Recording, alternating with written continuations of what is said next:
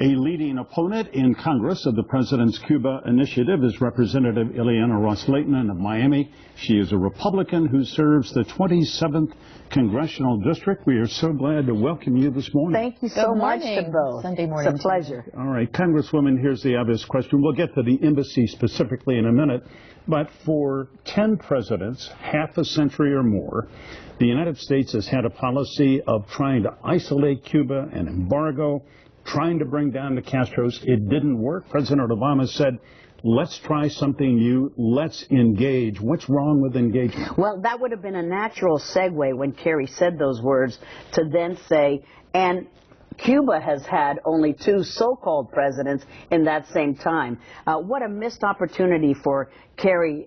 He could have pulled a Ronald Reagan when Reagan said to Gorbachev, Mr. Gorbachev, tear down this wall. Kerry could have said, Mr. Castro, have an election, free the political prisoners, but he didn't. And I know that it's interesting to say... He did say the United States, our core principles are a democratically elected government, and Cubans deserve to have a democratically elected leadership. But the only true policy statement that he made in that speech was when he called for the United States Congress to lift the embargo. He didn't call for Castro to have elections. He said, gee, wouldn't it be swell if?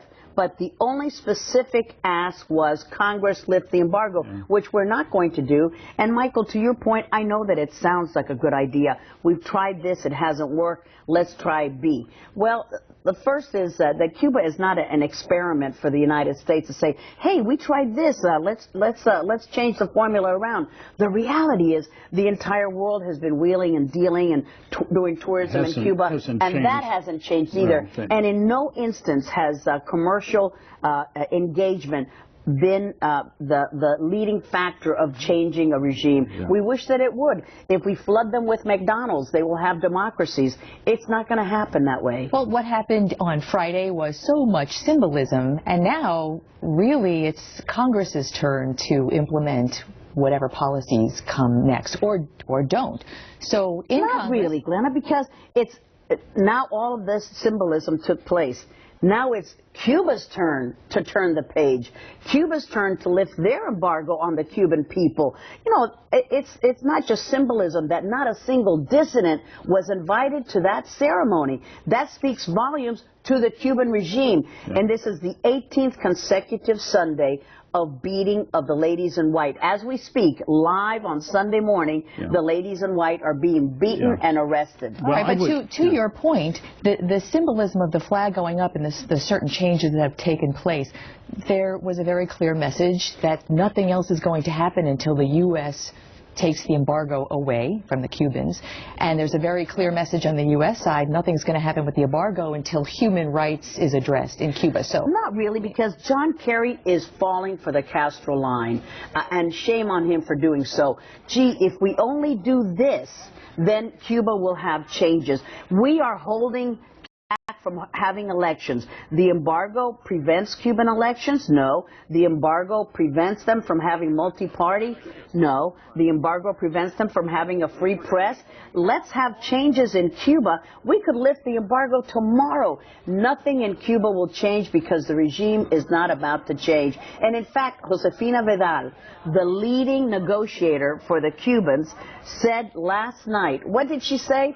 Cuba is not going to change 1 millimeter to suit the U.S. I have to say that there are some Cuba experts whom I respect who say that statements like Josefina Vidal's or these claims or demands from Bruno Rodriguez, the foreign minister, give back Gitmo, give us $5 billion, are really for the hardliners within the Cuban government. Yes, that's like saying that Iranian state-sponsored march in Tehran saying, death to America, death to Israel, oh, those are just the hardliners. These are the official folks speaking for the Castro regime and speaking for the regime in Iran. If you fall for that line, it's just for public consumption, then why don't you take them seriously? You know, sometimes when people tell you they're going to kill you, they mean it. They mean it. Mm-hmm. So practically speaking, there are already bills filed in Congress, one to lift travel restrictions, all of them, permanently, one to take away parts of the embargo. So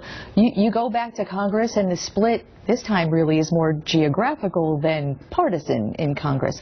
And what happens in Congress when the majority of constituency nationally looks like it's looking for an opening? Well, there is the constituency, and then there's a constituency. It really depends on how you look at it. The same question about whether you favor lifting the embargo, said in a different way, upon a movement toward human rights, then you get a different kind of answer. Or knowing that Cuba does not have any democracy at all, do you think that we should reward them with the lifting of the embargo? Then you get a different answer.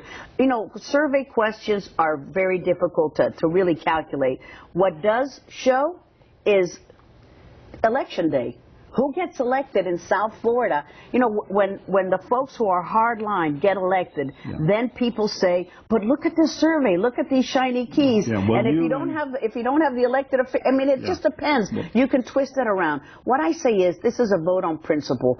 We're not going to tell the Republicans to vote a certain way. We don't tell Democrats to vote a certain way. We have broad bipartisan support in the South Florida congressional delegation. You couldn't ask for a more cohesive group.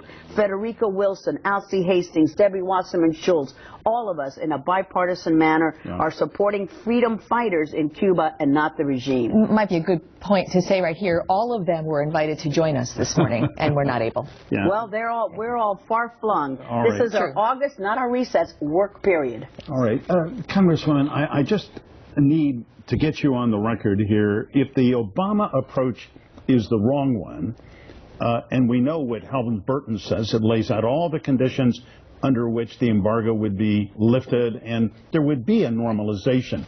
But that's not going to happen either. I mean, so is there some other alternative way other than the way the President Obama is trying to... Well, we wish that successive administrations, Republicans and Democrats, would have joined in the international call to sanction the Castro regime, just as we did against the horrible apartheid regime in South Africa of apartheid, just as we did when we had military juntas in Haiti, just as we've done with Iran for so many years. Now the U.S. is stepping back, lifting sanctions on Iran by the President and Secretary of State Kerry. It's the wrong approach in Iran. It's the wrong approach to Cuba. Let's get international solidarity. Ileana, before we run out of time, excuse me, Glenda, let me get in a question that really, I think, matters to everybody in South Florida, and that is wet foot, dry foot, and the Cuban Adjustment Act.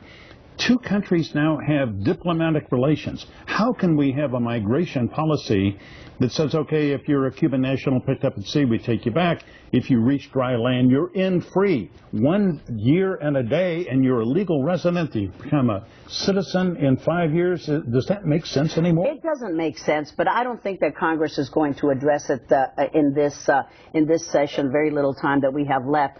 But you're right. You know, first of all, this wet foot, dry foot policy has always been so cruel because we're playing lottery and roulettes with people's lives. If you happen to touch here, this glass, you stay. But if you're here in the plastic, you can't stay. It's crazy, and many people have died. Yes, and the Cuban Adjustment Act, out of all the refugees in the world, only Cubans have this granted to them.